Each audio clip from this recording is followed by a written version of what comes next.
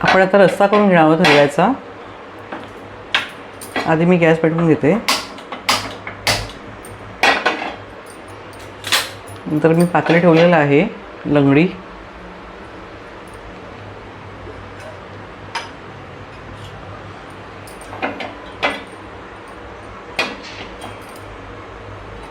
तेल ओतून घेते त्याच्यामध्ये.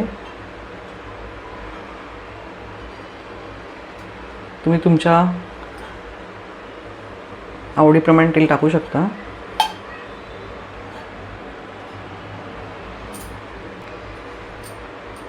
आता मी हिंग घेतलेला आहे 1 चमचा. ह्याच्यामध्ये मी सगळे जिन्नस टाकून घेते. हिंग आहे, अर्धा चमचा हळद आहे, 2 चमचे मिक्स मसाला आहे घरचा, आणि 1 चमचा लाल तिखट आहे.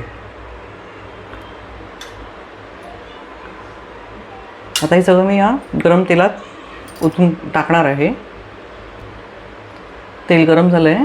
आता मी सगळं टाकते आणि ढवळून घेते, आणि त्यात लगेच आपण वाटण टाकून घ्यायचं.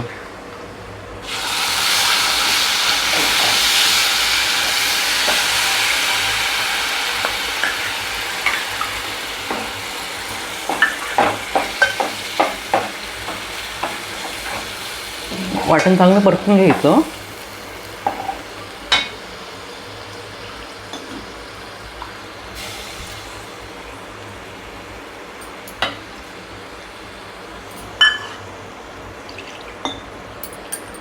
वाटणामध्ये मी ओलं खोबरं 1 वाटी घेतलेलं, आलं लसूणच्या पाकळ्या 8-10 घेतलेल्या,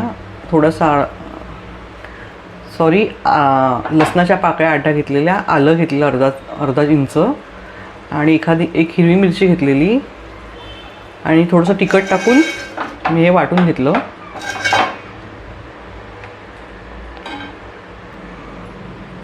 आता यात थोडीशी कोथिंबीर टाकून घेते.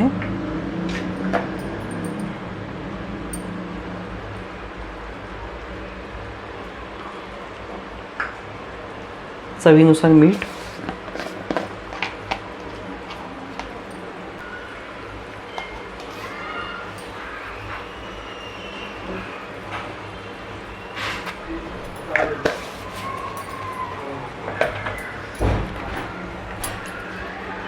बघा, आता याला कड आलेला आहे, तेल पण बाजूला झालेलं आहे.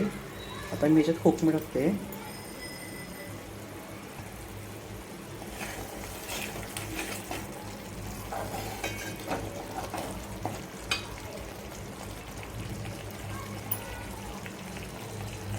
खूप छान कलर आलेला आहे.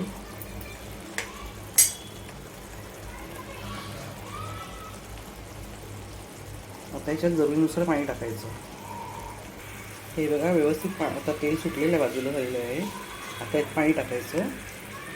तुम्ही तुमच्या आवडीनुसार किती घट्ट पातळ ते टाकू शकता पाणी.